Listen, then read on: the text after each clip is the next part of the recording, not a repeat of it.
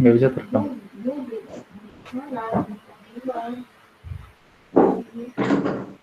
Baik, Assalamualaikum warahmatullahi wabarakatuh.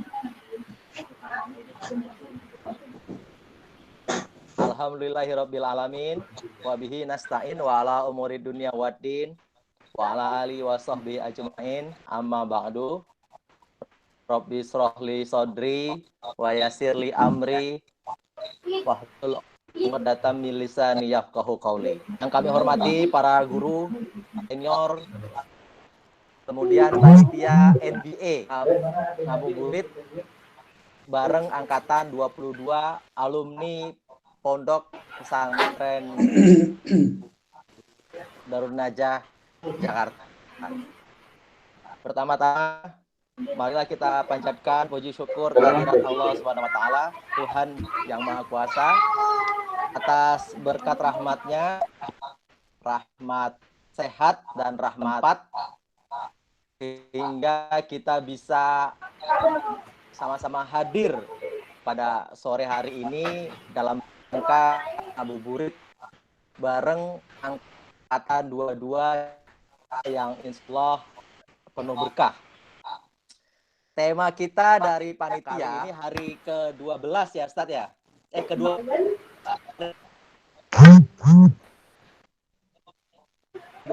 ini temanya kita diberikan oleh panitia itu politik, Ramadan, Covid. Wah, ini luar biasa sekali topik ini. Karena kalau menurut saya pribadi ini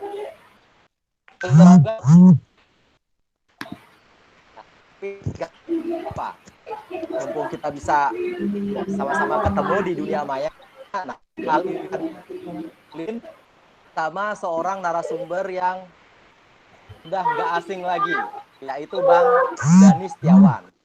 Beliau ini sejak menjadi santri. Nggak salah dulu kelasnya MA, kemudian melanjutkan studi di UI Syarif Hidayatullah Jakarta. Di samping itu kami dengar-dengar beliau ini juga aktif di berbagai lembaga swadaya masyarakat. Beliau adalah ketua dari Kesatuan ya, KNTI, Kesatuan Nelayan Tradisional Indonesia. Nah, nanti kami mohon izin koreksi apabila ada kesalahan. Nah, beliau ini sebagai ketua harian, sehari-hari rapat dengan Pak Menteri nih kalau nggak salah di Instagram. Beliau juga sehari-hari itu sebagai dosen di Fakultas Ilmu Sosial dan Ilmu Politik Universitas Islam Negeri Syarif Hidayatullah. Kemudian banyak lagi aktivitas-aktivitas beliau ini yang memang sangat cocok dengan topik yang diberikan oleh panitia yang buat kita obrolin sama-sama sore ini. Baik, untuk mempersingkat waktu kepada Bang Dhani Setiawan, kami persilahkan Bang. Tilawahnya Ustaz Teguh dimulai dengan tilawah dulu. Oh ya, mohon maaf. Baik, sebelum masuk ke Bang Dhani, ada tilawah dulu dari Qori yang kondang ya sejak zaman di pondok ini. Dulu dikenal dengan Muammar. Sebentar. Saya kedengeran nih. Ya, silakan Pak Dokter. Mungkin kita Qori dulu. Ya, boleh. Halo, Terima Pak kasih. Dokter. Ya, halo. Siap. Ya, halo. Ya, kedengeran suaranya ya? Kedengeran Ya, Pak Dokter. halo. Ya, maaf ya. Ya, sebentar aja. Jadinya sebentar aja. A'udzu billahi minasyaitonir rajim.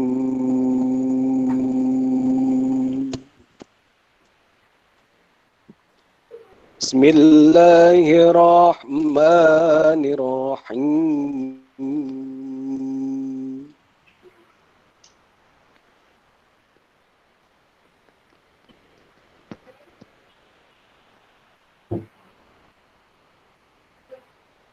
man jaa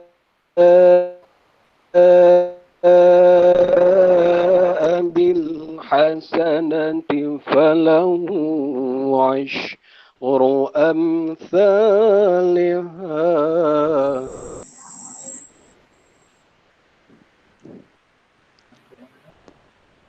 wa man jaa bis sayyi'ati fala yujza illa mithlaha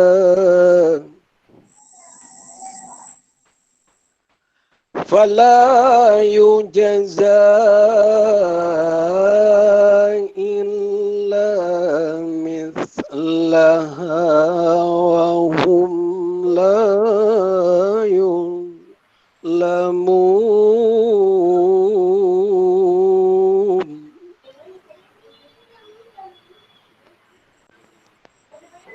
Qul innani hadani rabbi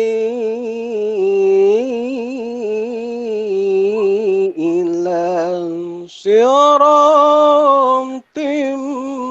mustaqim.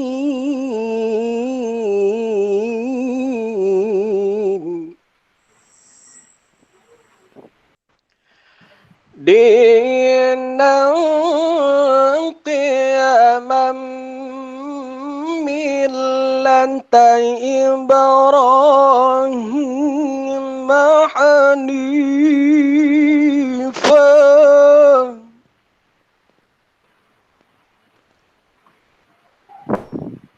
dinan qiyaman millata Ibrahim hanifa wa ma kana minal musyrikin.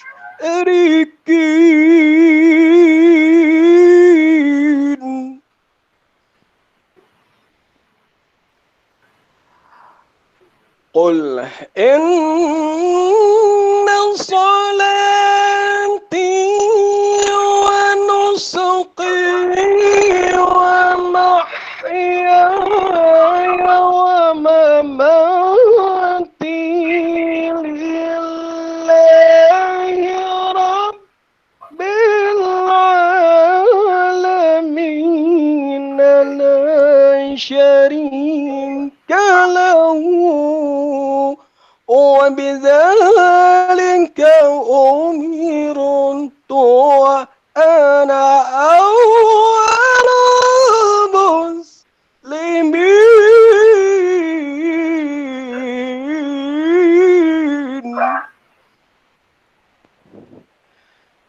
La syarika lahu wa bidzalika umirtu wa ana awwalul muslimin.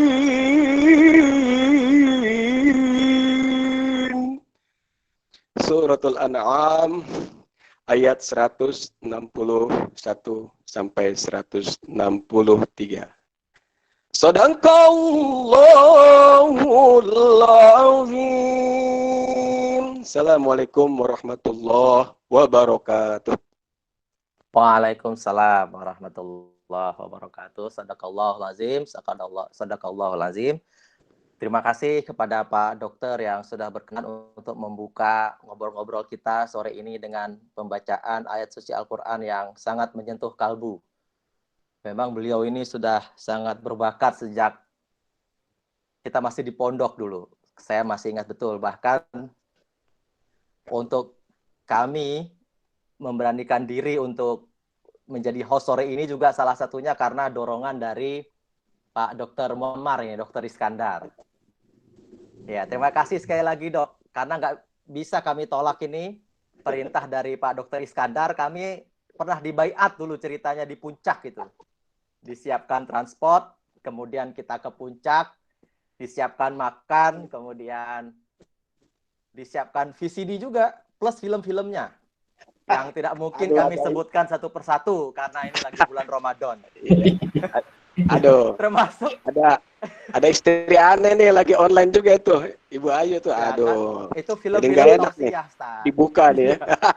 Iya, bahkan kami diajak ke Taman Safari waktu itu. Nah, sejak saat itu kami betul-betul sami'na wa ta'na dengan Pak Dr. Iskandar ini. Kami bisa dikatakan loyalis beliau lah.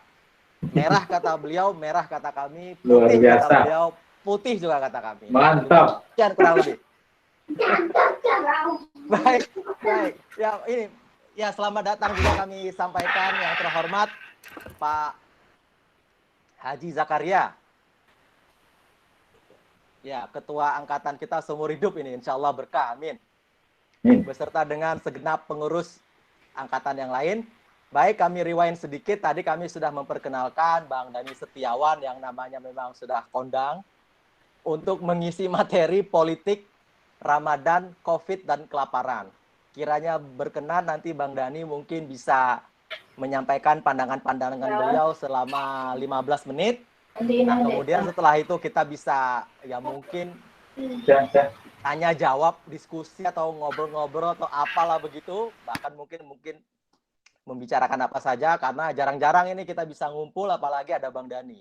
Baik, untuk mempersingkat waktu kepada Bang Dhani Setiawan kami persilahkan, Bang. Halo Bang Dhani.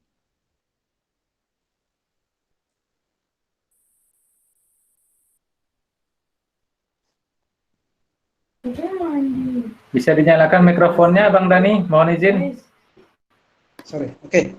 Baik, terima kasih Bang Teguh. Assalamualaikum warahmatullahi wabarakatuh. Waalaikumsalam warahmatullahi wabarakatuh. Yang saya hormati rekan-rekan Angkatan 22 Pondok Pesantren Darun Najah. Inisiatif yang saya kira sangat positif di bulan Ramadan ini yang mengundang atau melakukan satu kajian lah atau pengajian begitu menjelang berbuka puasa. Saya mungkin tidak akan memberikan pengantar yang panjang, tapi mudah-mudahan beberapa poin bisa saya sampaikan untuk pengantar diskusi pada tema kali ini.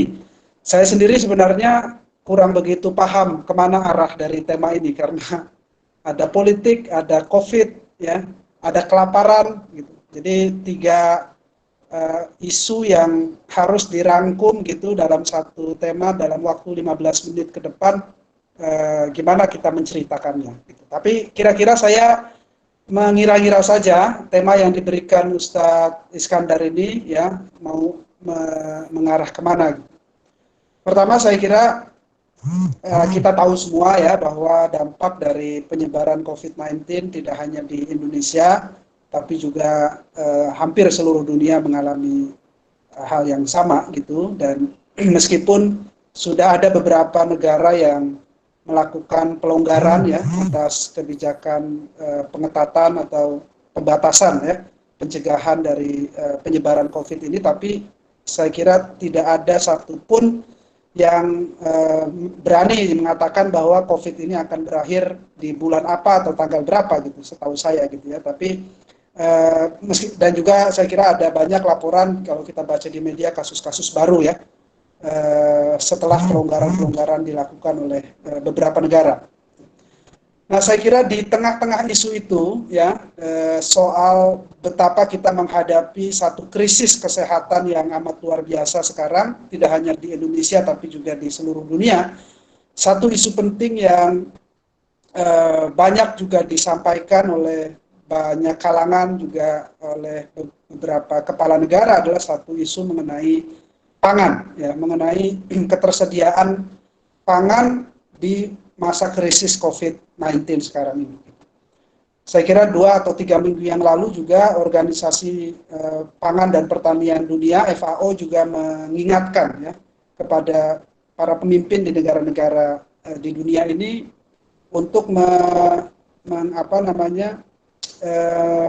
mengantisipasi ya kemungkinan terjadinya atau memburuknya situasi pangan di banyak negara akibat dari penyebaran COVID.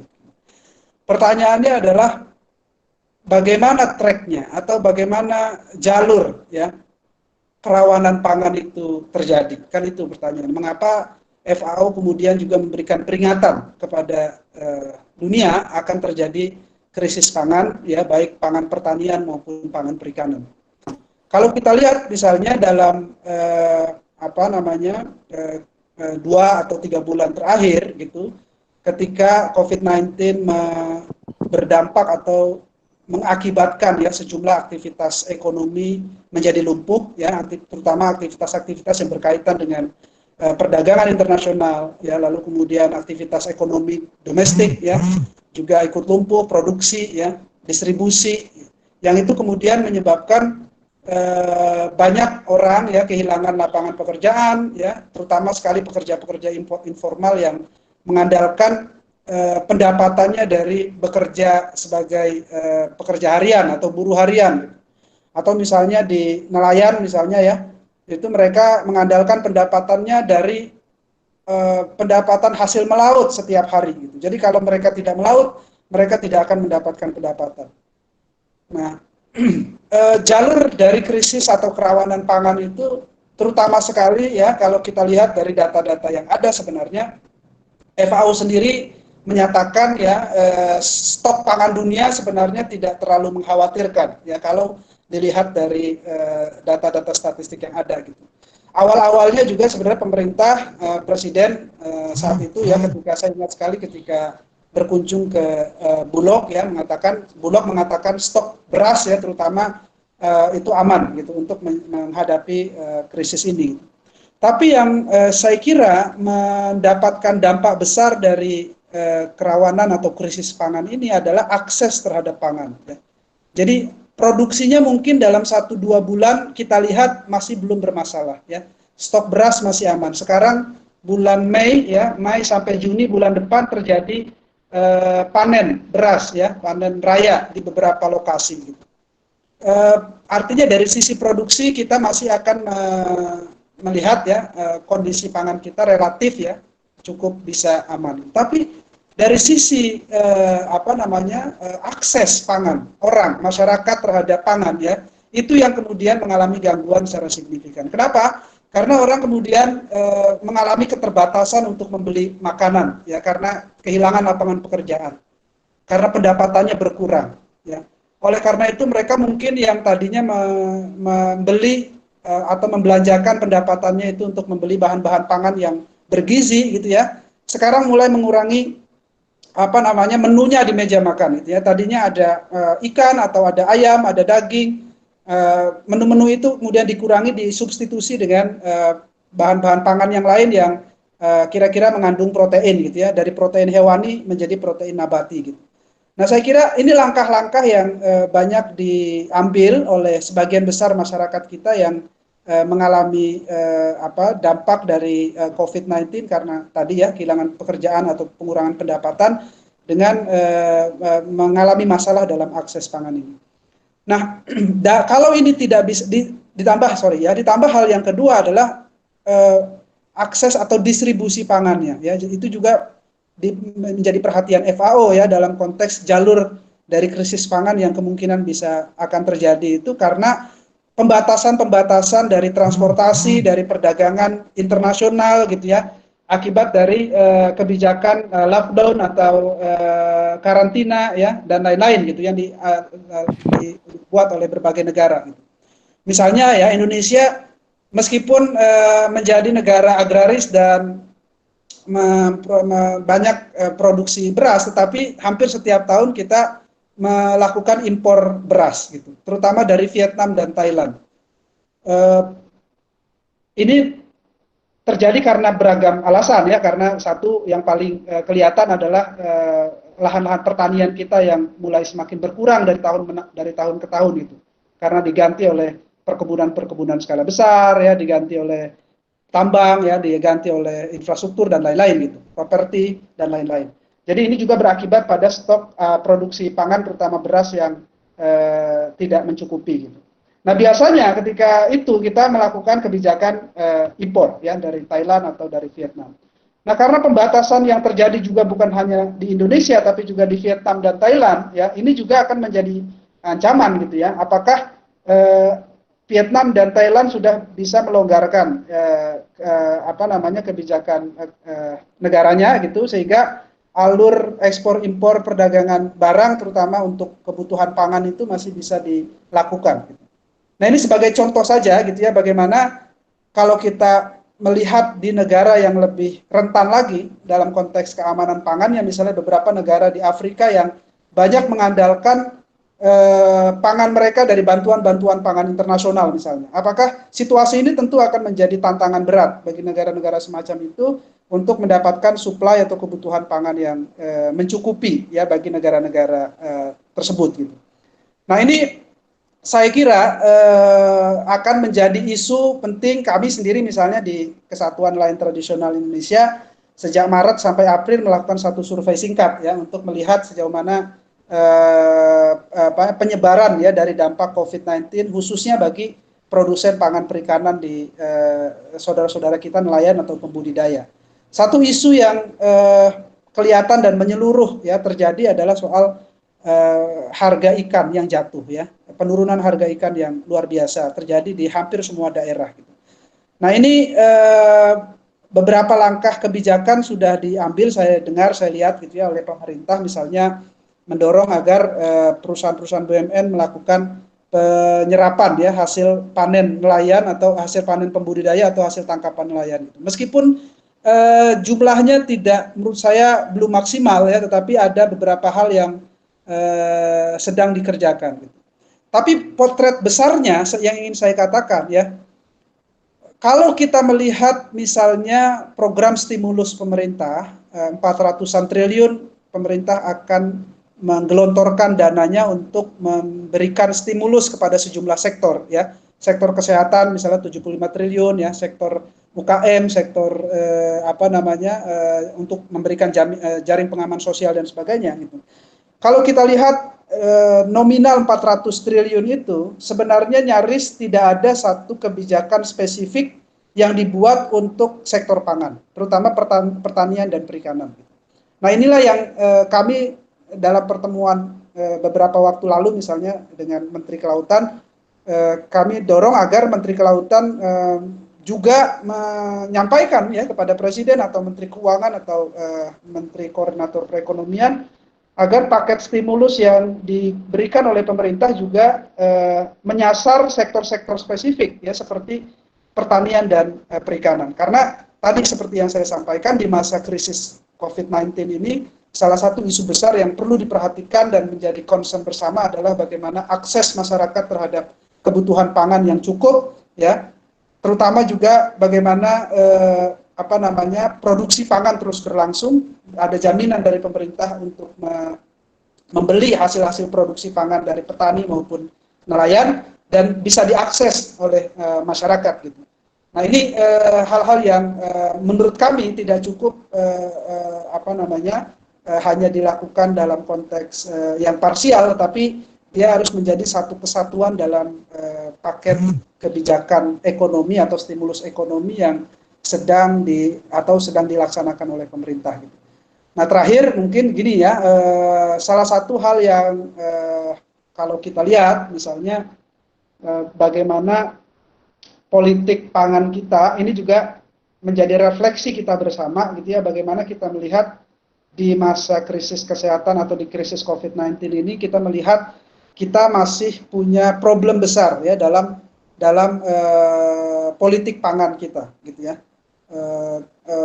Bukan hanya dari sisi ketersediaan atau produksi pangan yang bisa mencukupi gitu, tetapi kalau kita lihat ya, kita menjadi sangat rentan ketika situasi krisis terjadi, terutama sekali bagaimana menyalurkan atau mendistribusikan ya atau rantai pasok ya pangan dari desa-desa ke kota-kota itu menjadi masalah karena terjadinya pembatasan dan lain-lain. Sementara itu ya, petani misalnya atau nelayan belum bisa juga beradaptasi dengan kemajuan teknologi, misalnya menggunakan teknologi informasi ya, menjual produk pangan atau pertanian atau perikanannya itu melalui online sehingga bisa langsung diterima oleh konsumen akhir gitu. Nah, ini belum semua. Kami sendiri sejak 2-3 bulan terakhir mendorong misalnya teman-teman anggota nelayan itu menggunakan ya teknologi informasi untuk mengatasi ya problem yang sedang dihadapi sekarang ini, itu juga menjadi tidak mudah gitu ya. Jangan buat bisnis gitu kira-kira ya, tapi kita mendorong mereka menggunakan Zoom atau Google Meet semacam ini untuk bisa berkorespondensi ya secara massal. Itu aja problem tersendiri gitu ya dari masyarakat yang termarginalkan kita sekarang ini. Jadi saya kira itu ya poin pentingnya sekarang ini kalau kita bicara soal krisis atau kelaparan atau bagaimana ancaman dari politik kebijakan pemerintah terhadap penanganan COVID-19 terutama di sektor ekonomi. Saya kira kelompok yang paling rentan adalah mereka yang sedang berada di garis kemiskinan ya, sekitar 10-an juta orang kalau angka BPS-nya, tapi juga mereka-mereka yang berada di mendekati garis kemiskinan atau menjadi orang yang hampir miskin ya, yang pendapatannya lebih besar daripada garis kemiskinan yang sudah ditentukan oleh BPS, tapi begitu ada krisis semacam ini dia langsung terlempar menjadi orang miskin. Nah, itu jumlahnya hampir 30-an juta orang. Jadi kalau kita bayangkan kelompok-kelompok yang sekarang ini misalnya menerima bantuan sosial, Gojek ya, ojek online atau yang lain-lain gitu, mereka selama ini tidak menerima fasilitas pemerintah dalam bentuk PKH ya atau kartu sembako gitu ya, karena mereka bukan orang miskin dalam kategori BPS gitu. Mereka adalah kelompok rentan, orang yang hampir miskin, near poor gitu. Nah, begitu, dan umumnya adalah mereka banyak yang bekerja di sektor-sektor informal. Nah, begitu sekarang krisis ini terjadi, lapangan pekerjaan mereka hilang ya, pendapatan mereka berkurang drastis, itu mereka langsung masuk ya pada kategori kelompok orang miskin. Dan ini juga banyak terjadi di negara-negara maju, bukan hanya di Indonesia. Misalnya di Amerika, orang yang mendaftar menjadi penerima ya jaminan sosial karena kehilangan pekerjaannya sekarang sudah sampai hampir 33-35 juta orang. Jadi banyak sekali ya terlempar kehilangan pekerjaan dan otomatis dia harus mendaftar dalam satu sistem tertentu di Amerika dan mendapatkan jaminan sosial. Dan saya kira negara seperti Amerika sudah lebih maju dalam konteks pendataan semacam itu. Indonesia ya sampai sekarang problem pendataan itu masih menjadi problem besar. Jadi angka yang sering muncul misalnya sebagai penerima 9,9 juta penerima PKH, lalu kemudian 5,6 juta penerima kartu prakerja, lalu kemudian penerima bantuan sosial gitu ya, bantuan pangan dan sebagainya.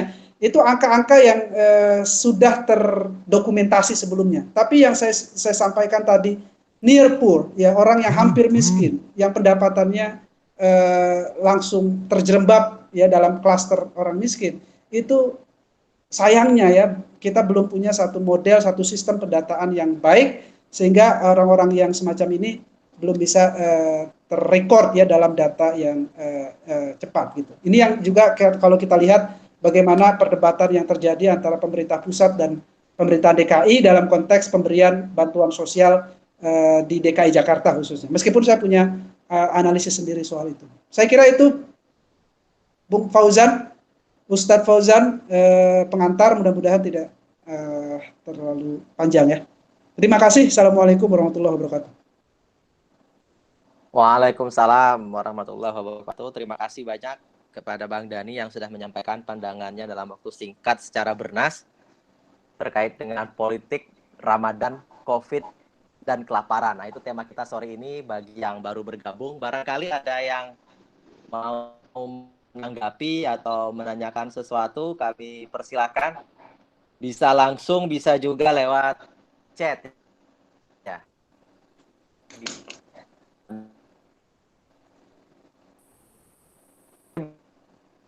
Kita mungkin kalau boleh ini elaborasi sedikit ya, terkait dengan yang Bang Dhani sampaikan bahwa stok pangan kita masih aman.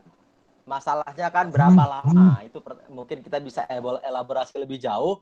Kira-kira stok pangan kita itu untuk bisa sampai berapa lama lagi? Sebulan kah? 2 bulan kah? Bisa nggak kira-kira misalnya untuk kontingensi, misalkan COVID ini sampai akhir tahun. Apakah tahan sampai dengan akhir tahun? Manakala misalnya negara-negara yang biasanya kita mengenal seperti Thailand atau Vietnam, itu juga pasti menahan produk pangannya untuk subsisten di dalam negeri. Nah, kira-kira mungkin Bang Dani bisa elaborasi lebih jauh ke sana. Kemudian apa yang dari elaborasi itu kami ingin ada mungkin petunjuk ya begitu ya. Kira-kira kita sebagai warga masyarakat ini harus melakukan apa manakala krisis pangan yang dikhawatirkan itu benar-benar terjadi. Apakah harusnya 2 bulan ya kita tambah 3 bulan ke depan atau kira-kira bagaimana? Ada elaborasi lebih jauh dari Bang Dani. Silakan Bang. Halo Bang Dani. Halo, ya. Ya. Baik. Tadi kedengeran ya? Kedengeran. Oke. Oh, silakan Bang. Kalau kita lihat ya angka-angka ya ada yang dikeluarkan oleh Kementerian Pertanian misalnya sebenarnya pada sejumlah komoditas pertanian ya tertentu ada beras, jagung ya, bawang merah, bawang putih gitu ya, cabai sampai pada telur ya, daging dan minyak goreng gitu. Sebenarnya kalau estimasi yang diberikan oleh Kementerian Pertanian, mereka masih optimis cadangan stok pangan kita masih bisa bertahan setidaknya ya sampai Juni ya dengan asumsi kita belum menghitung tadi ya ada sekarang ini Mei, Juni ya Juli itu akan ada panen raya misalnya padi gitu ya dan jagung mungkin ya di beberapa lokasi gitu. Masalahnya saya kira begini, masalahnya mungkin ya mereka Kementerian Pertanian masih mengatakan untuk 3 bulan ke depan, setidaknya 3-4 bulan ke depan kita masih bisa menyediakan stok pangan ini. Tapi masalahnya adalah yang perlu kita perhatikan ya. Setelah panen misalnya, katakanlah di bulan Juni gitu. Ini menyangkut seberapa lama pembatasan-pembatasan itu akan dilakukan atau adakah kebijakan normalisasi baru yang diterapkan dalam konteks produksi pertanian, misalnya di desa-desa kita.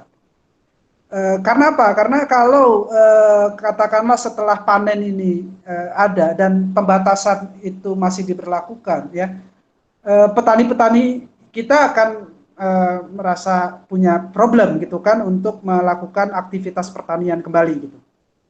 Sementara ya kalau misalnya kita meminta mereka atau petani untuk tetap berproduksi, mesti harus ada satu adjustment gitu ya, harus ada satu penyesuaian yang disosialisasikan kepada mereka bagaimana model produksi baru yang aman gitu. Kan kurang lebih kira-kira begitu ya yang bisa dilakukan oleh petani-petani kita. Jangan sampai mereka kita andalkan ya para petani untuk bisa menyediakan kebutuhan pangan kita, tetapi mereka juga menjadi terpapar karena COVID-19 ini. Nah itu menjadi tugas pemerintah untuk bisa memberikan sosialisasi semacam itu gitu. Nah apa yang bisa dilakukan ya saya kira sekarang sudah banyak himbauan ya kepada masyarakat ya agar mulai ya melakukan misal dari hal yang paling kecil bagaimana kita bisa memproduksi pangan gitu ya secara mandiri gitu ya. Baik itu pada level keluarga bahkan yang paling kecil gitu atau mungkin pada level yang lebih besar. Pada level keluarga misalnya sekarang sudah banyak orang mulai mendorong pertanian-pertanian atau memproduksi barang-barang pangan skala rumahan gitu ya. Mencoba itu agar di level keluarga kita punya satu sistem ketahanan pangan yang baik. Di luar itu, di luar keluarga kita harus melihat misalnya ini saatnya pemerintah menyadari bahwa pilihan kebijakan pembangunan untuk mendorong memproduksi pangan itu menjadi sangat penting dan menjadi kunci gitu ya. Karena itu faktor-faktor yang mendukung itu harus mendapatkan prioritas. Misalnya ketersediaan lahan ya. Ini menyangkut satu kebijakan untuk menyediakan lahan-lahan pertanian ya melalui skema-skema reforma agraria atau perhutanan sosial gitu yang bisa digunakan untuk memproduksi pangan. Nah menurut saya ini harus dipercepat ya karena apa namanya, ketimpangan kepemilikan lahan kita di Indonesia itu masih cukup besar ya. Kalau di tahun 2014, 2015 gitu ya, kita mengalami ketimpangan ekonomi ya, ketimpangan pendapatan antara satu masyarakat dengan antara masyarakat Indonesia itu hampir mencapai 1, berapa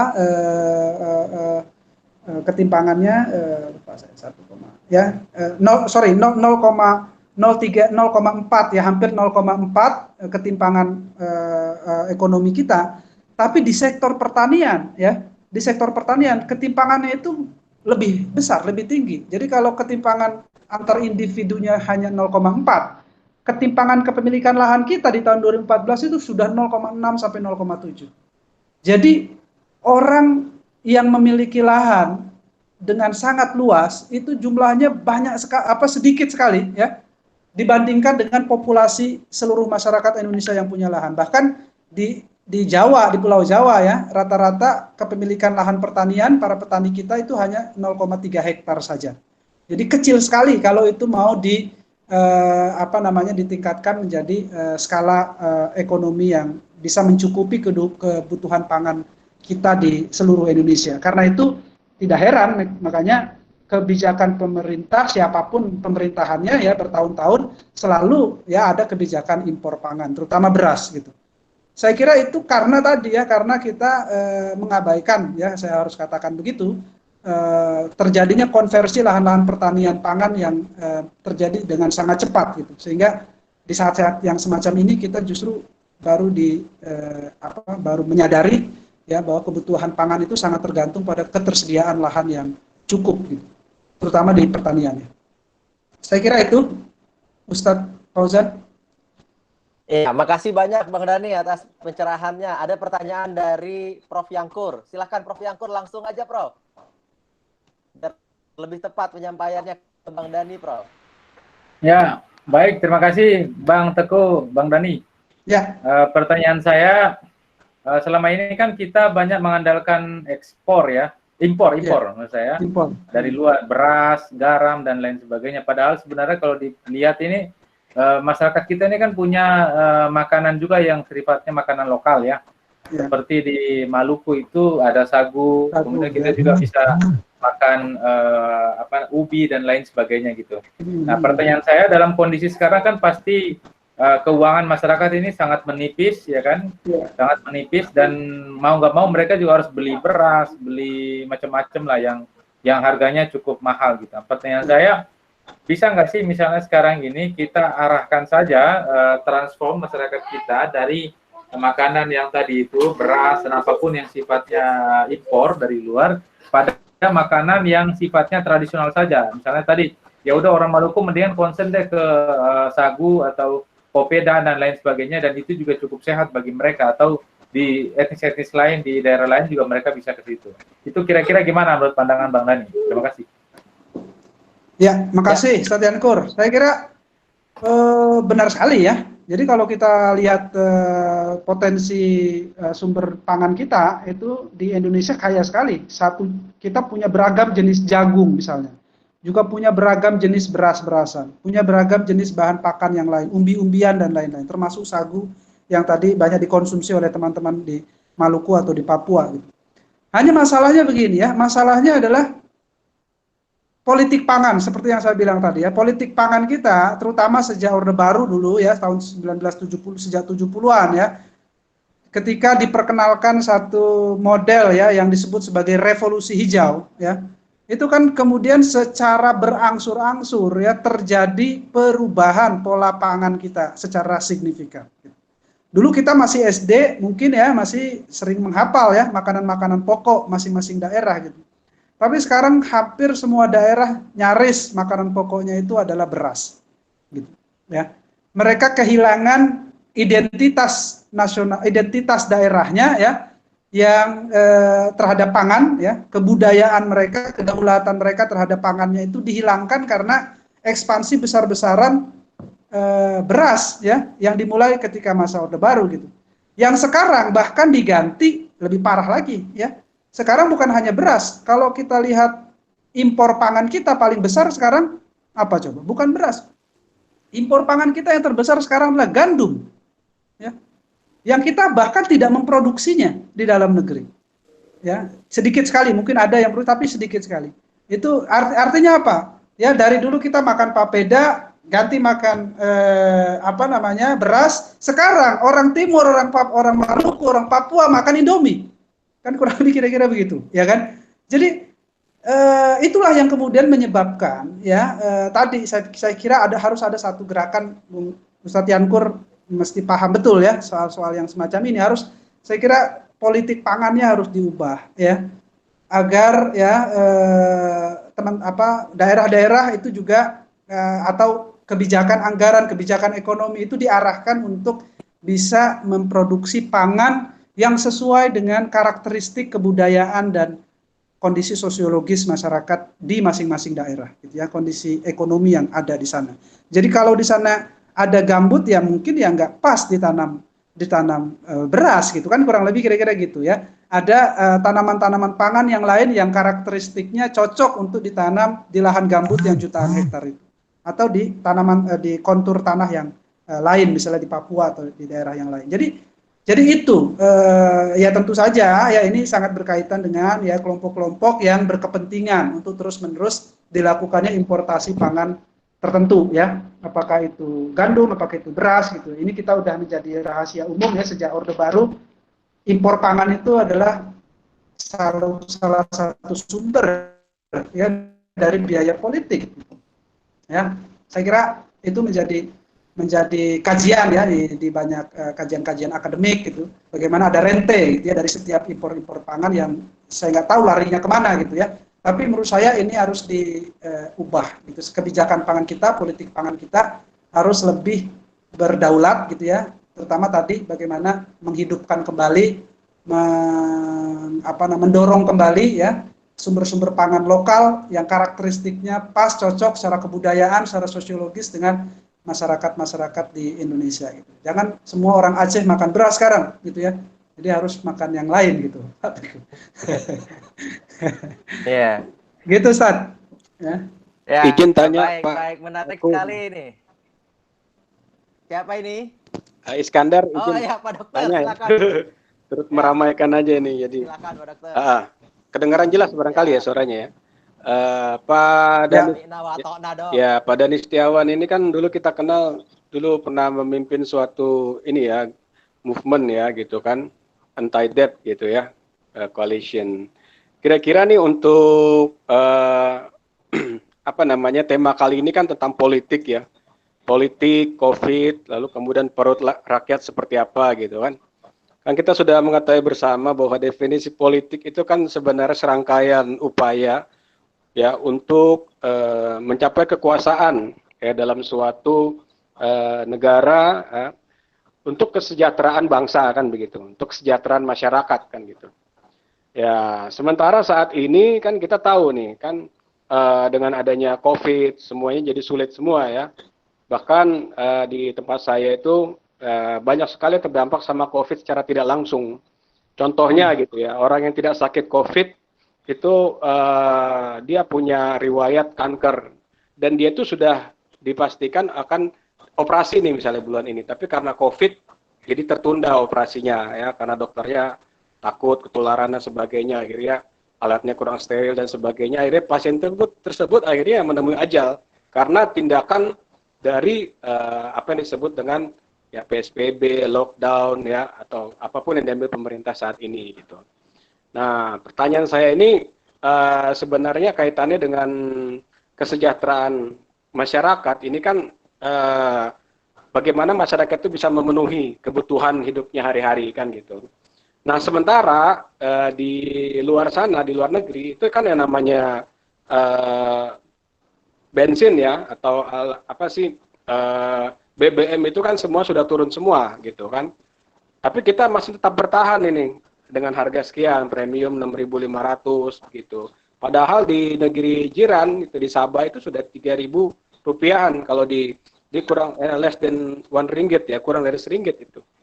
Sementara kita masih bertahan. Ini apa yang membuat pemerintah bukan melakukan relaksasi harga ya dengan menurunkan BBM, tapi malah dia konstan dengan itu. Gitu. Ditambah lagi dengan pemenuhan kebutuhan COVID ini perlu 700 triliun lagi diajukan kepada Islamic Development Bank oleh Mbak Sri Mulyani gitu. Kira-kira Mas Dhani ini melihatnya kebijakan pemerintah saat ini sudah tepat atau bagaimana ini dalam kaitannya dengan kesejahteraan bangsa? Terima kasih. Itu aja. Ya, baik, terima kasih banyak dokter. Kayaknya ini pertanyaan yang udah di tempat-tempat dari awal Ramadan, nunggu Bang Dhani ngisi nih Bang Dhani. Ya, silakan Bang Dhani. Ya, nanti bisa ditambahkan sama Bang Teguh ya, karena saya juga banyak belajar lah, berburu ya, info-infonya dari Bang Teguh gitu. Jadi moderator sekaligus narasumber lah, jangan acting moderator juga, moderator aja ya.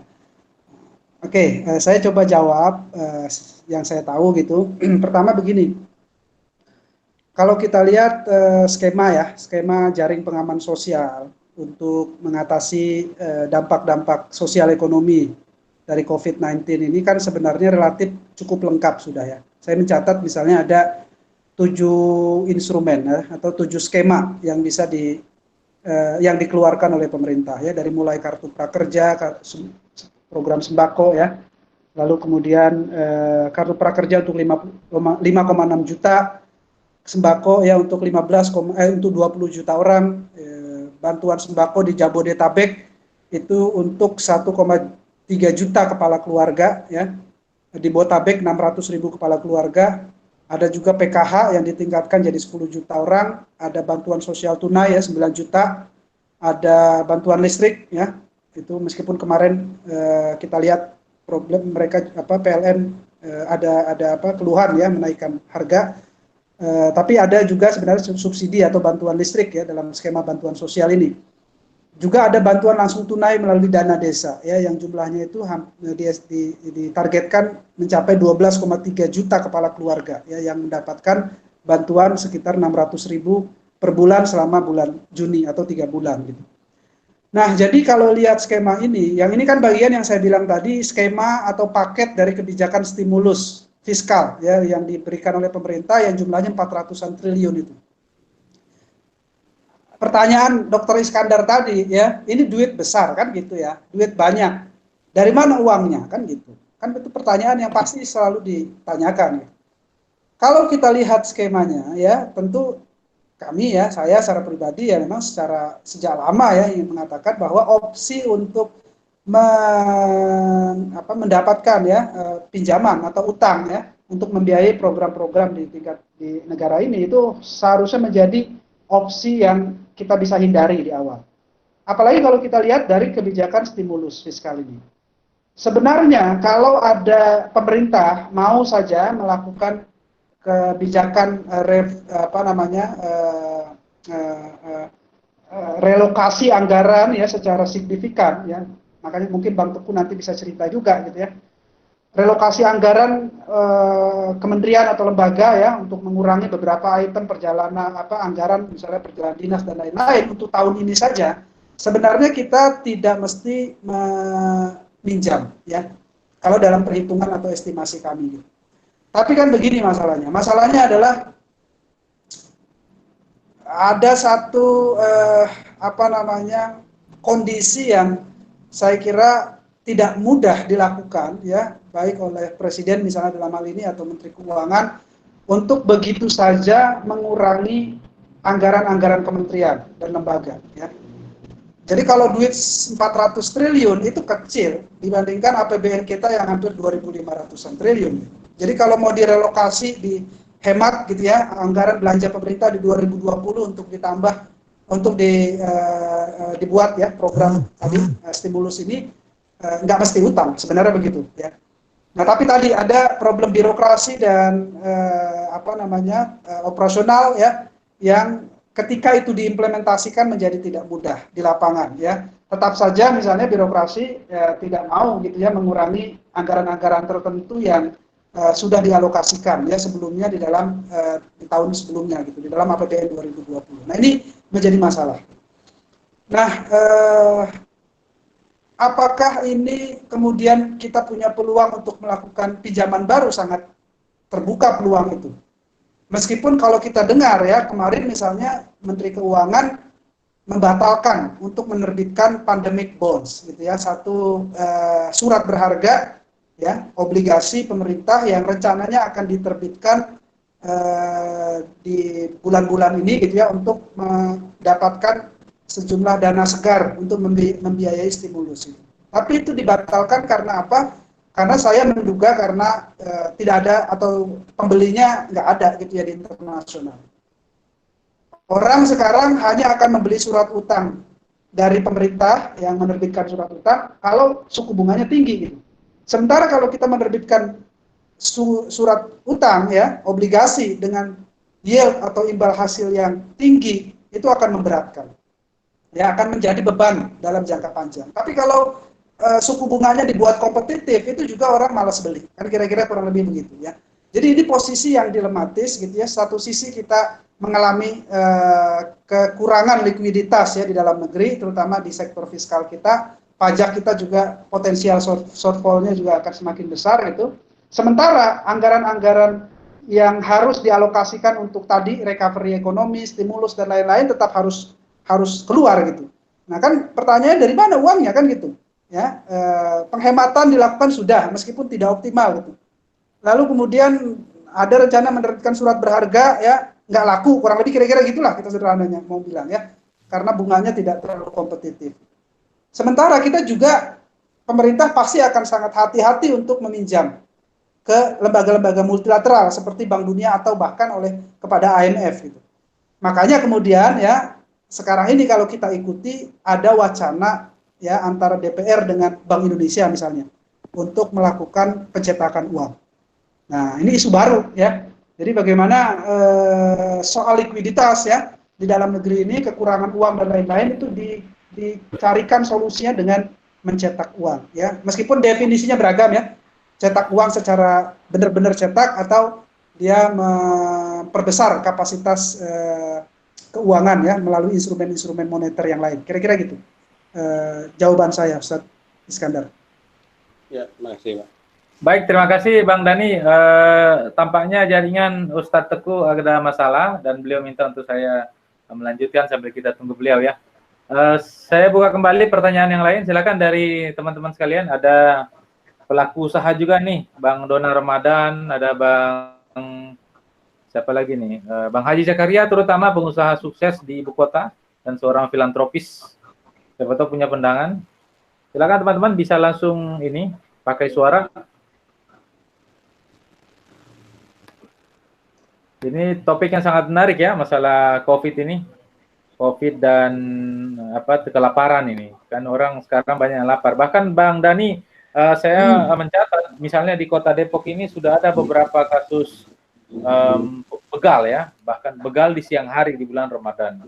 Itu belum ketahuan siapa persis pelakunya, apakah dia residivis atau bukan, tapi di daerah Juanda ini sudah beberapa kali dan itu terjadinya sekitar jam 10.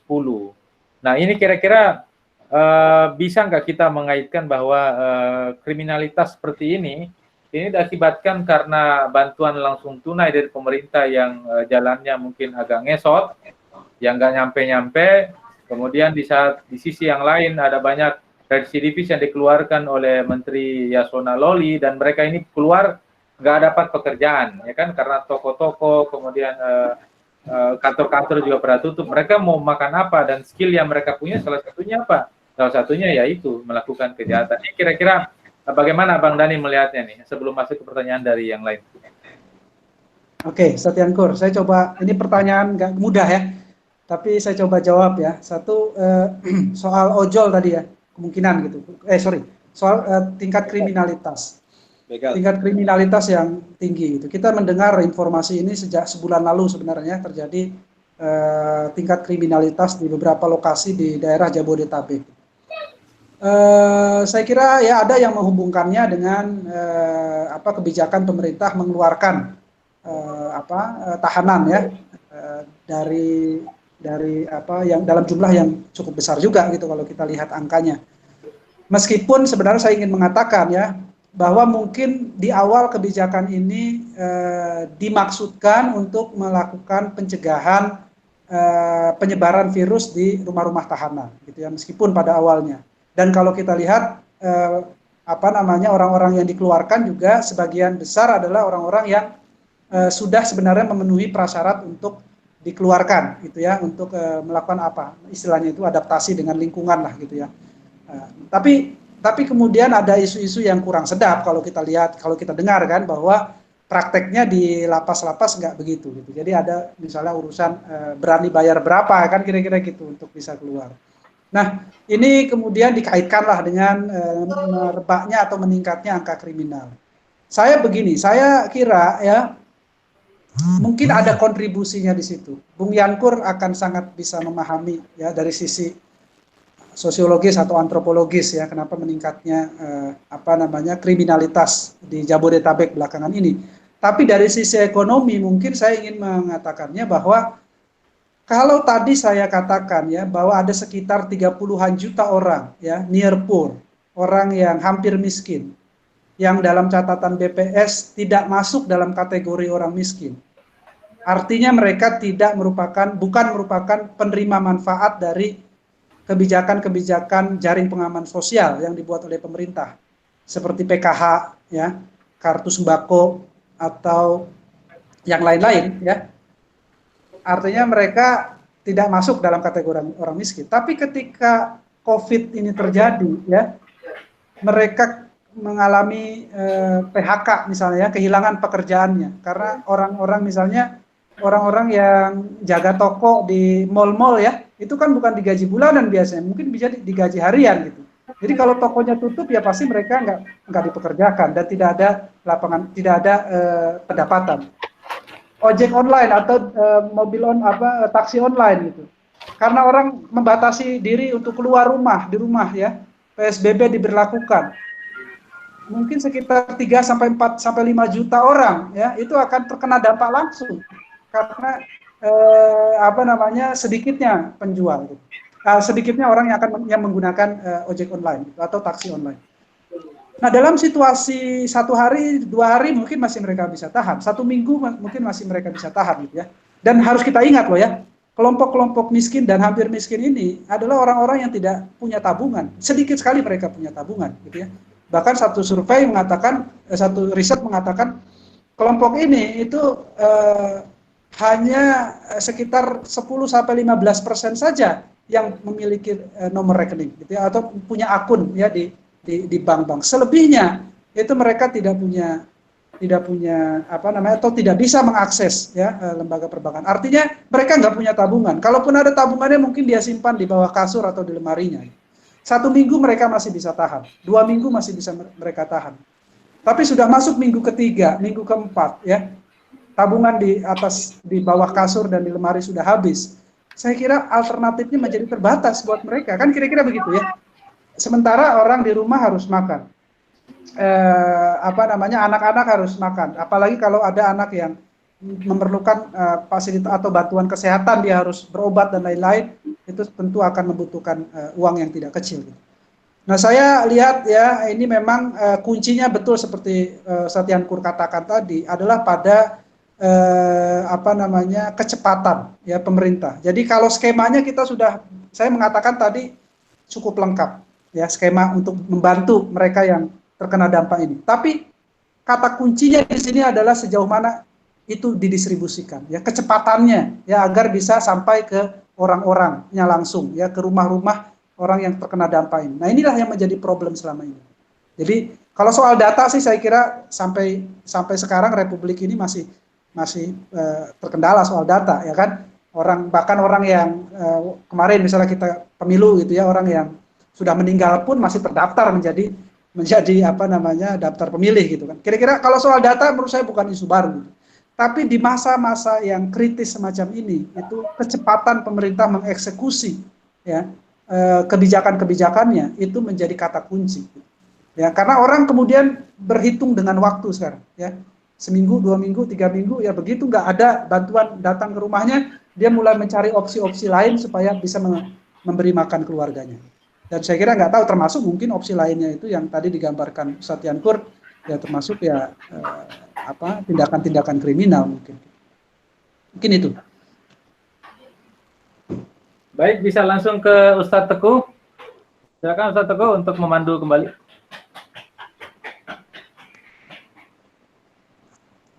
Sorry, saya tadi mau jawab dikit ya, Bung Ustadz Iskandar soal BBM.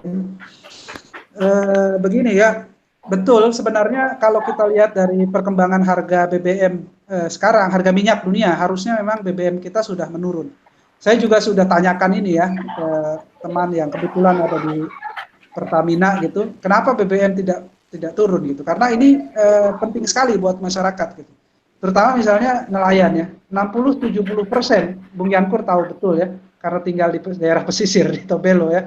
60-70% ongkos melaut itu untuk membeli BBM ya. Jadi kalau mereka pendapat ongkos melautnya masih tetap sama, artinya harga BBM-nya masih tetap sama, tapi pendapatannya berkurang secara drastis, itu pasti akan sangat berpengaruh kan. Jadi kalau pemerintah bisa mengurangi harga BBM ya sekarang ini, itu akan sangat bermanfaat atau sangat membantu sekali bagi kelompok-kelompok seperti nelayan ya, budidaya atau masyarakat yang lain gitu yang harusnya bisa menerima ini. Mudah-mudahan lah, saya kira itu salah satu isu yang perlu kita dorong juga ya, agar pemerintah segera membuat satu kebijakan untuk menurunkan ya harga BBM. Tapi ini lagi masalah politik. Ya politiknya begini maksud saya ya. Ini untuk diskusi di sini ya, tapi menurut saya begini. Mungkin yang dipertimbangkan pemerintah adalah kalau sekarang mereka ya menurunkan harga BBM, ya mungkin respon masyarakat biasa-biasa saja. Bung Iskandar, Bung Yankur ya, atau siapa yang lain itu ya komennya santai biasa-biasa aja lah kan, kira-kira gitu ya, memang sudah seharusnya gitu. Tapi begitu nanti 2 bulan 3 bulan ke depan pemerintah mau menaikkan harga BBM, wah ya, bukan hanya komentar ya, tapi mungkin bisa bakar-bakar ban kan, kira-kira gitu ya. Jadi ini juga saya kemudian membacanya mungkin ya dari sisi logik yang ingin dipertimbangkan oleh pemerintah juga ya. Kalaupun mereka akan memutuskan untuk menurunkan BBM, sampai kapan? Dan bagaimana caranya nanti kalau mau menaikkannya lagi? Kalau ketika harga minyak sudah naik dan harus menaikkan lagi harga BBM-nya. Nah itu kan bukan perkara teknis saja akhirnya, tapi menjadi perkara politik ya, di lapangan gitu. Itu akan menjadi isu politik. Nah itu mungkin sampingan ya dari komentar saya soal BBM-nya. Baik, terima kasih Bang Dani. Kita masih belum tersambung nih dengan Bang Teguh. Beliau sepertinya ada kendala teknis di jaringannya. Kita lanjut lagi pada pertanyaan selanjutnya ya. Saya lihat di chat ada pertanyaan dari Bang Dona. Tadi peranan Bulog bagaimana? Kemudian ada Bang Hussein Rohim, ini Bang Alim ya. Bang Alim Najib menanyakan bagaimana pandangan Pak Ustadz Dani pada politik dunia COVID? Apakah ini politik Cina, atau ini politik Amerika, politik media, atau ada yang lain? Ini terkait dengan COVID ini. Silakan Bang Dani. Ya, Ustadz Alim ya. Saya termasuk orang yang memiliki pandangan ya bahwa masalah COVID ini itu masalah yang saya kira menjangkau hampir semua negara gitu ya di dunia gitu. Bahkan negara-negara yang tadi disebut sekalipun Amerika dan Cina itu menjadi korban dari COVID-19 gitu. Ada pandangan populis yang sedang berkembang ya, terutama misalnya di Amerika Presiden Donald Trump berkampanye kira-kira gitu ya, bahwa COVID-19 ini kurang lebih kalau kita sederhanakan konspirasi lah, kira-kira begitu ya. Tidak perlu dikhawatirkan ya. Awal-awal kan begitu ya. Ini adalah satu senjata yang direkayasa oleh Cina, kurang lebih begitu, untuk menghancurkan Amerika Serikat. Dan beberapa negara yang lain juga punya pandangan yang kurang lebih mirip dengan Donald Trump. Misalnya salah satu yang sering banyak di publik diberitakan di media itu Presiden Brazil misalnya ya, yang awal-awal sangat giat berkampanye untuk menolak, mengignore ya, mendeny gitu, ada denial gitu terhadap COVID-19 ini, yang pada akhirnya juga Brazil merupakan satu negara yang terkena dampak cukup parah gitu. Nah, Tapi begini, tapi kita tidak bisa juga mengabaikan ya aspek-aspek kepentingan-kepentingan yang ada di seputaran isu soal COVID-19 ini atau di seputaran masalah ini gitu ya. Apakah itu perusahaan yang tadi disebutkan perusahaan farmasi ya, tentu saja perusahaan farmasi adalah satu industri yang akan sangat mendapatkan keuntungan ya karena urusan COVID-19 ya, memproduksi vaksin dan lain-lain gitu. Tapi menurut saya ada baiknya kalau kita kemudian memandang masalah ini dari sisi yang lebih positif ya, untuk melihat bahwa persoalan COVID ini adalah persoalan dunia ya, persoalan bersama yang menyebabkan terjadinya goncangan secara sosial, politik maupun ekonomi gitu ya. Nah, di tengah-tengah kesadaran itu kita harus juga menyadari jangan sampai ya situasi krisis semacam ini, goncangan sosial semacam ini itu justru membawa kita ya pada situasi yang lebih buruk lagi. Misalnya secara sosial karena kita terus-menerus ya tidak mempercayai ini sebagai satu kenyataan yang terjadi di lapangan, lalu kemudian menimbulkan satu gejolak sosial yang tidak produktif misalnya di lapangan. Atau dari sisi pemerintah ya, tekanan untuk secepatnya melakukan upaya-upaya perbaikan ya, menyehatkan masyarakat dan lain-lain, itu kemudian membawa kepada satu kebijakan untuk membalikkan ya satu kebijakan pembangunan kita, misalnya tadi seperti yang disinggung oleh Dr. Iskandar, misalnya kita lebih menjadi tergantung kepada utang-utang luar negeri ya, kepada pinjaman-pinjaman internasional misalnya begitu, atau goncangan ini kemudian menjadi satu peluang untuk meloloskan berbagai macam regulasi-regulasi yang merugikan masyarakat. Nah, misalnya itu menurut saya itu ada teorinya kalau yang itu ya. Misalnya saya membaca 2 tahun lalu misalnya satu buku Naomi Klein ya, mungkin bisa dibaca juga oleh Ustadz Yankur gitu ya. Judulnya itu The Shock Doctrine gitu ya. Ini satu intelektual aktivis ya yang sangat yang cukup populer di Amerika Serikat ya.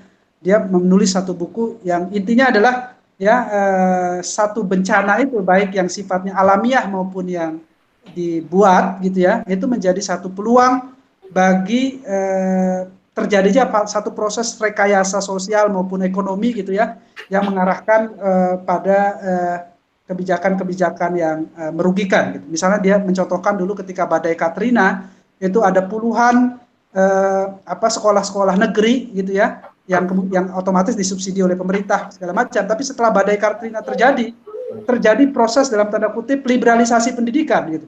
Jadi sekolah-sekolah negeri itu semakin sedikit jumlahnya digantikan dengan sekolah-sekolah swasta.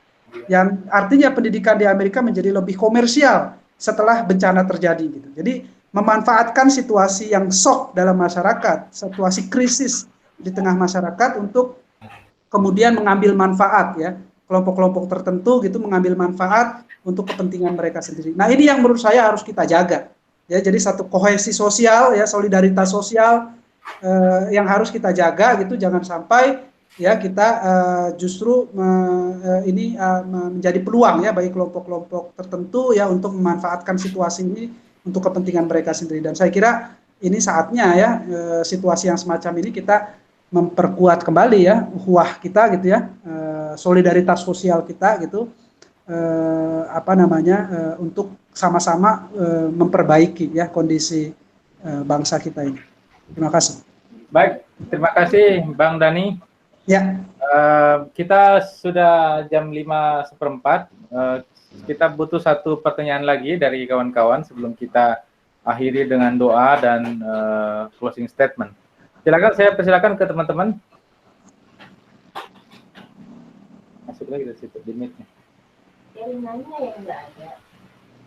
Coba lagi. Ya, ada lagi dari teman-teman, dari Haji Zakaria, Bang Halim, Haji Ahmadi, Haji Iskandar, Ibu Ayu, Ustadz Dona, pengusaha nih, Ustadz Pai, Kalau tidak ada, saya kira ini materi yang sangat menarik ya, sangat penting dan sangat mencerahkan dari Bang Dani. Sudah lama Nggak kita... nanya, Bro. Ya, Bro. silakan, Bang Haji. Nanya sih kagak, cuman mau punya harapan aja nih sama Bang Dani nih. Monggo. Bang Dani sehat ya? Alhamdulillah, Ji. Masya Allah, makin muda. Alhamdulillah. Kalau di luaran kita ngobrol sama orang kampung, Ya. itu kadang pemerintah underestimate kita. Tapi ngelihat Bang Dani ngomong tadi, jelasin sampai ke nelayan-nelayan, nggak seperti itu sebetulnya.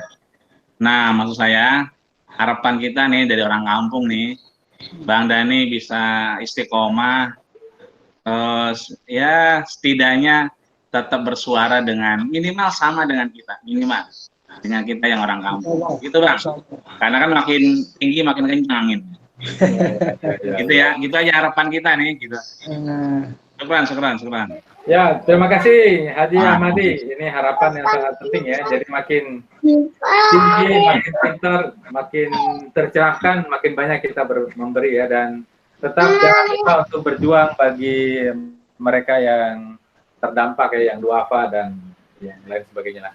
Oke, saya kira teman-teman sekalian kita bisa cukupkan, dan sebelum kita tutup dengan doa oleh Haji Ahmadi Rozali, kita dengarkan dulu closing statement dari Bang Dani terkait dengan topik ini. Silakan Bang Dani.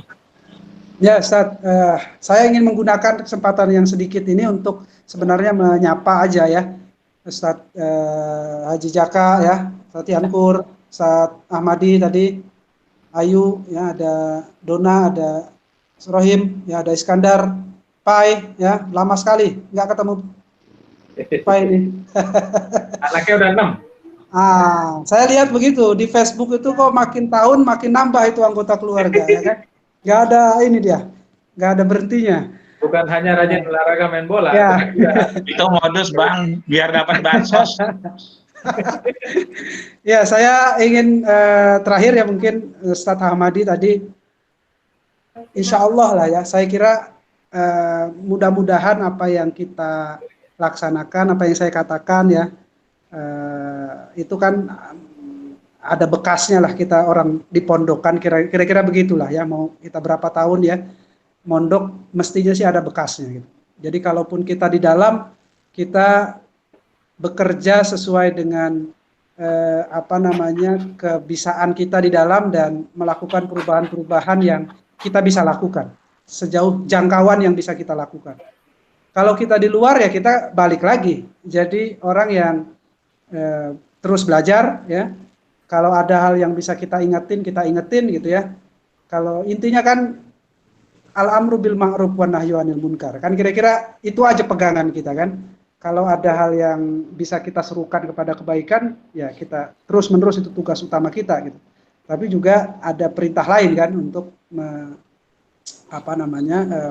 mencegah ya terjadinya kemungkaran atau keburukan-keburukan. Dan saya kira itu semua adalah bakti kita semua pada posisi yang berbeda-beda ya. Semua kita yang hadir di sini, dan menurut saya semua kita punya kontribusi dan bakti yang beragam ya untuk bangsa dan agama kita. Saya kira itu. Saya terima kasih sudah diberikan kesempatan ngobrol ngaji ya dengan teman-teman di sore hari ini. Mudah-mudahan kita semua sehat, berkah ya, lancar menjalankan ibadah puasa Ramadan ini. Terima kasih. Assalamualaikum warahmatullahi wabarakatuh. Waalaikumsalam warahmatullahi wabarakatuh. Demikianlah sharing materi pada sore hari ini terkait dengan Ramadan, kelaparan, dan COVID-19. Pasti sudah banyak yang kita dapatkan ya dari Bang Dani, dan saya yakin banyak banget yang bisa kita diskusikan lagi nih terkait dengan topik ini, karena topik kelaparan ini topik yang sudah ada sejak zaman purba ya.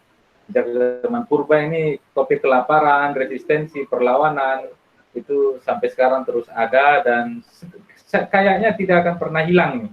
Karena manusia tidak ada yang bisa kaya semuanya, pasti ada yang ekonominya bagus, ada juga yang ekonominya tidak bagus, pasti ada yang berada pada posisi di atas yang mungkin lupa, dan juga ada yang pada posisi resisten terhadap kekuasaan gitu. Dan atas nama panitia kami mengucapkan terima kasih banyak bagi Ustadz Denny Setiawan, Bang Dani, yang telah menyediakan waktunya untuk sharing pada kita pada sore hari ini. Begitu juga kepada Bang Teguh Fauzan Shah yang tadi sempat memandu diskusi, tapi kemudian karena jaringan beliau tidak bisa melanjutkan, dan kami sebagai tuan rumah melanjutkan diskusi ini. Kami berdoa mudah-mudahan Bang Dhani Setiawan diberikan kesehatan, kemampuan, dan senantiasa istiqomah berada di jalan kebenaran untuk menegakkan kebaikan, kebenaran Islam, dan senantiasa mengangkat pula nama alma mater kita, yaitu Pondok Pesantren Darun Najah. Sebagaimana pesan dari Ustadz Marus Amin dulu, bahwa di tiap kening kalian itu ada tulisan Darun Najah. Baik, teman-teman sekalian, sebelum kita tutup, kita mendengarkan atau bersama-sama berdoa yang dipandu oleh Dr. Haji Ahmadi Rozali. Kepada Haji Ahmadi kami persilakan. Jazakumullah khair ya Prof. Yangkur, Bang Dhani Setiawan, dan teman-teman semua. Syukur alhamdulillah berakhir acara kita. Mari sama-sama kita tundukkan kepala kita luruskan niat dan tujuan kita. Karena saya pikir apa yang disampaikan Bang Dhani tidak akan bisa selesai kalau kemudian kita tidak bicara dengan hati kita. Bicara kita mungkin bisa dengan mulut, otak, tapi kalau dengan hati sepertinya akan selesai. Maka mudah-mudahan apapun yang kita lakukan, Allah ridho dengan segala yang kita lakukan, dan mudah-mudahan Allah turunkan rahmat kepada kita semua, alumni Darun Najah yang tadi Prof. Yangkur sudah sampaikan. Di kening kita ada stempel Darun Najah, baik yang sudah join maupun yang sudah keluar. Mudah-mudahan semuanya insya Allah mendapatkan curahan rahmat, inayah, maunah.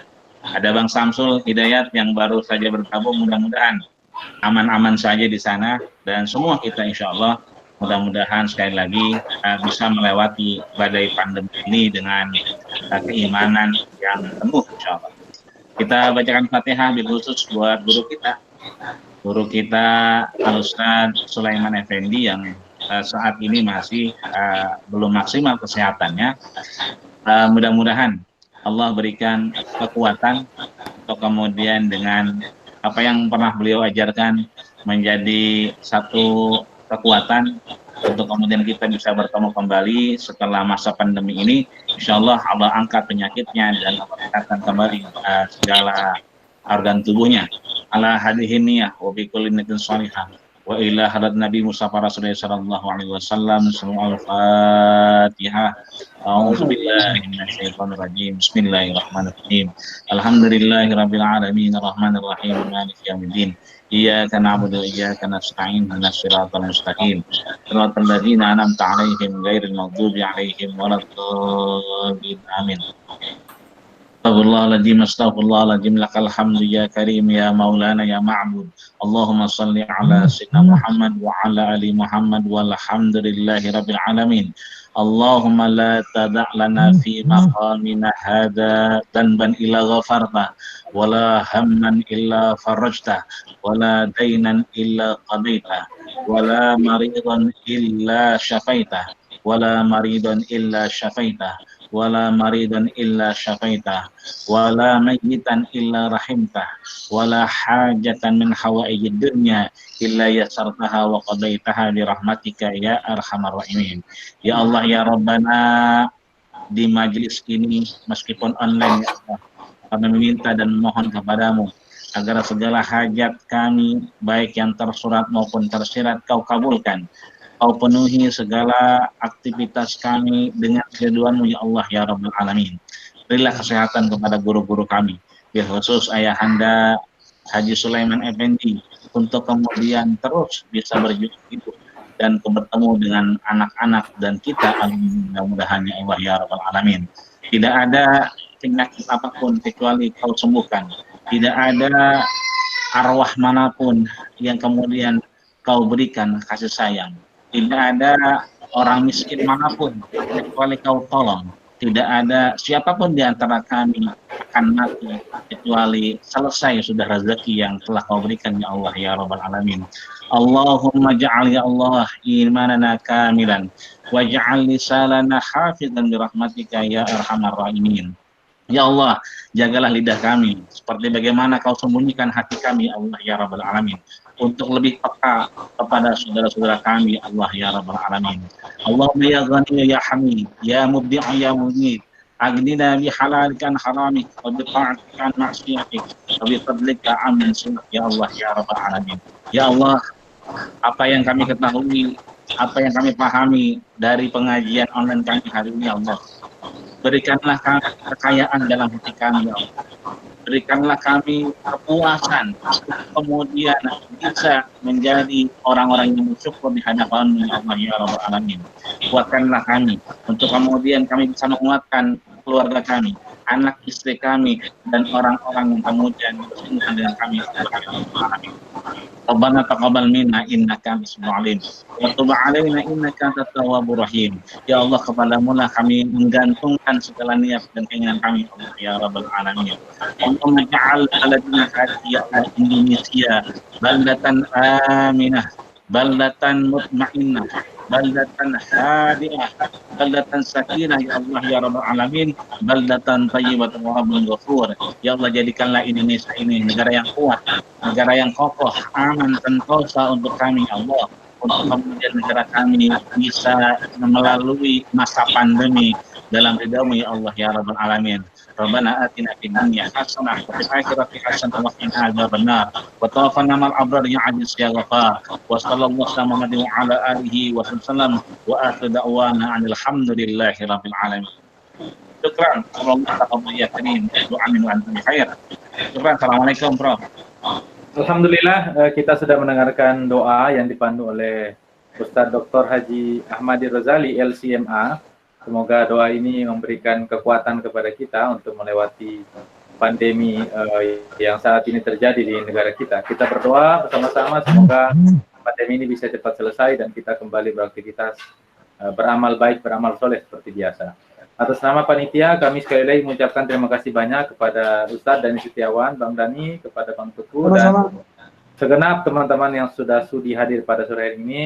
Kurang lebih mohon maaf. Usikum wa nafsi bitaqwallah. Sampai ketemu lagi di lain waktu. Assalamualaikum warahmatullahi wabarakatuh. Warahmatullahi